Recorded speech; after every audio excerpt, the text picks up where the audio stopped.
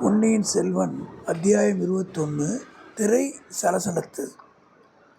ஒரே சமயத்தில் ஒருவனுக்கு 2 மனங்கள் இயங்க முடியுமா? முடியும் அப்படின்னு அன்றைக்கி வந்தியத்தேவனுடைய அனுபவத்திலேருந்து தெரிய வந்தது. சோழவள நாட்டுக்குள்ளேயே வளம் மிகுந்த பிரதேசமான வழியாகவே அவன் போய்கிட்டு இருந்தான். நதிகளில் புது புனல் பொங்கி பெருகி அருமையாக இருந்தது. கணவாய்கள், மதகுகள், மடைகளின் வழியாக வாய்க்கால்கள்லேயும் வயல்களையும் குபு குபுன்னு தண்ணி பாஞ்சிட்டு இருந்தது. எங்கே பார்த்தாலும் தண்ணி மயமாக இருந்தது. சோழ தேசத்தை வளநாடு என்றும் சோழ மன்னனை வளவன்னும் கூறுறது எவ்வளோ பொருத்தமானது. இப்படி எண்ணிய உடனேவே சோழ நாட்டுக்கும் சோழ மன்னனுக்கும் ஏற்பட இருக்கக்கூடிய அந்த அபாயங்கள் அவன் நினைவுக்கு வந்துச்சு. இந்த நிலைமையில் தன்னுடைய கடமை என்ன?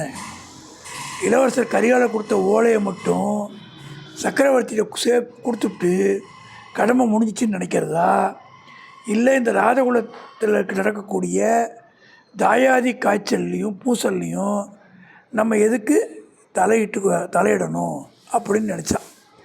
சோழ நாட்டு சிம்மாசனத்துக்கு யார் வந்தால் நமக்கு என்ன? பார்க்க போனால் நம்முடைய குலத்துடைய பூர்வீக பகைவர்கள் தான் இவங்க.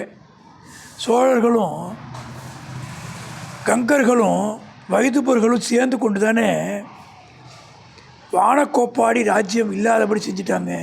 இன்றைக்கு ஆதித்ய கரிகாலர் நம்மளோட அன்பாக இருக்கிறதுனால அந்த அநீதியெல்லாம் மறைஞ்சு போயிடுமா என்ன? சேச்சே, அந்த பழைய சம்பவங்களை அநீதின்னு நம்ம எப்படி சொல்ல முடியும்?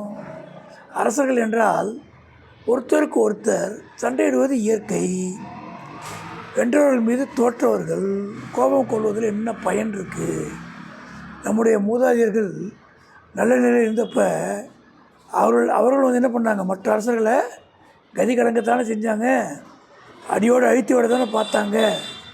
அது என்ன பாடல்? ஏதோ ஒரு பாட்டு இருந்தது, ஞாபகத்துக்கு வந்துச்சு.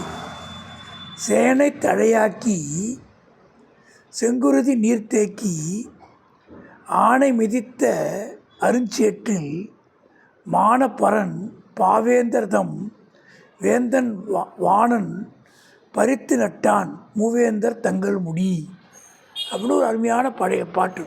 பாட்டு ரொம்ப நல்ல பாட்டு.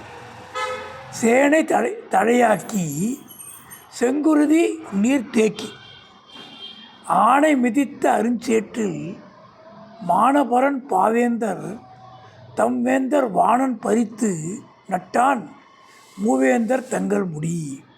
இப்படியெல்லாம் போர்க்களத்தில் கொடூரமான காரியங்கள்லாம் பண்ணி நம்ம முன்னோர்களும் செஞ்சு தான் இருக்காங்க. போர்க்கள தோற்றங்களுடைய கதி எப்பயுமே அதோ கதி தான். ராமரை போலையும் தர்மபுத்திர மாதிரியும் இருந்துட முடியுமா?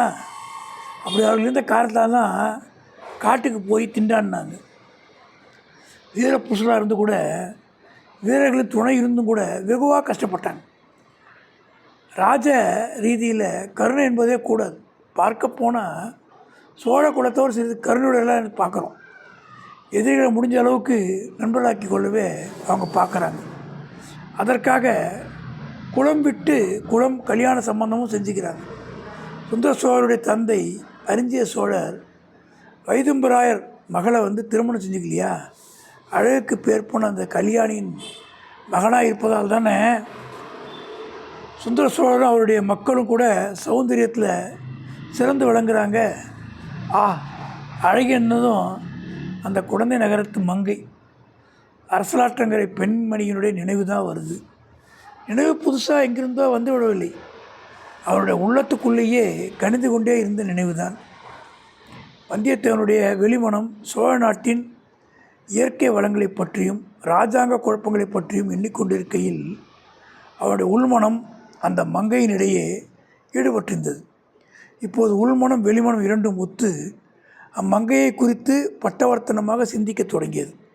பிறகு வெளியில் எந்த அழகான இயற்கை பொருளை பார்த்தாலும் அந்த மங்கையுடைய அவயங்களுடன் ஒப்பிட தோன்றியது. வழுவழுப்பான மூங்கிலை பார்த்ததும் அவளுடைய தோள்கள் நினைவுக்கு வந்தது. ஓடைகளில் மண்டி கிடந்த குவளை மலர்கள் அவளுடைய கண்களுக்கு ஊமையாயின. பங்கஜ மலர் அவருடைய தங்க முகத்துக்கு இணையானதானா? அப்படி சொல்ல முடியாது என்ற ஐயம் கூட வந்தது. நதியோர மரங்களில் குலுங்கி கொண்டிருந்த மலர்களின் வண்டுகள் செய்த ரிங்காரத்தை அவர் குரலோட ஒலிக்கு ஊமை சொல்லலாம், சரியாகுமா? இப்பெல்லாம் கவிகள் கற்பிக்கக்கூடிய கருத்துக்கள் இருக்குமே ஒழிய உண்மையிலே இவெல்லாம் எங்கே? அந்த மங்கையின் சௌந்தரியம் எங்கே? அவளுடைய திருமுகத்தை பார்த்தபோது மெய் சிலுத்துது. இப்போ நினச்சி பார்த்தா கூட நெஞ்சு விம்முது. இந்த பூக்களையும் வண்டுகளையும் பார்த்தால் அத்தகைய மேய்ச்சலிற்பு உண்டாகவில்லையே. அந்த மங்கை ஜோதிட வீட்டில் பார்த்தவள், ஆற்றங்கரையில் பேசியவள். அவள் முகம் யாருடைய ஜாடையாக இருக்கிறது? அப்படியும் இருக்கலாமோ? பைத்தியக்காரத்தனம். ஒரு நாளும் இருக்க முடியாது. ஏன் இருக்க முடியாது? ஒருவேளை இவர் குந்தவ பிராட்டியாக இருந்திருக்கலாம். இலங்கை முதல் விந்திய பர்வதம் வரையில் எந்த பெண்ணரசின் புகழ் பறந்து விரிந்து கிடக்கிறதோ அவரிடம் நாம் எப்படி காட்டு மிராண்டியை போல் நடந்து கொண்டோம்? நாளைக்கு அவரிடம் எப்படி இளவரசனுடைய ஓலையை கொடுத்து முகத்தை காட்ட முடியும்? இப்படி பல யோசனையோடு வந்தியத்தேவன் போய்கிட்டே இருந்தான்.